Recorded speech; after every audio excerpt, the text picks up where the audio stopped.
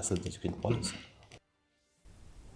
Banteidor legislator Banteidor Lyngdoh, who is also the advisor to the state government for agriculture and farmers' welfare, recently held a meeting with broomstick traders at his office chamber. Addressing the participants, he urged them not to squeeze the farmers by buying the produce at cheap rates. This meeting was held after broomstick farmers from Rasong and adjoining areas complained to him about dipping of rates of broomstick even after the state government had recognized it as a forest product. Lyngdoh informed that even though the traders agreed to hike the price of broomstick, but all will depend on the push and pull of the market.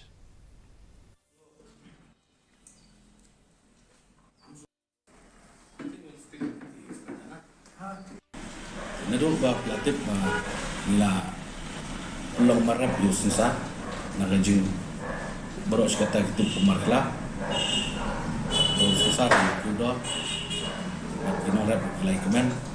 dari kejaran hat minta stio magawan na sport Rasong berstahai mulan kino rap ki penso bagi dan kino rap nakeleng di Jakarta ki before ni na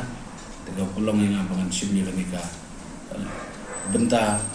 perkanika lenti bangan khot yakini ki nong khayi sensa ko jella jungi namang laju khot tang yaki minswa hadin bala pulang marap no khot yaki baya katak ke bagi sio bolos kata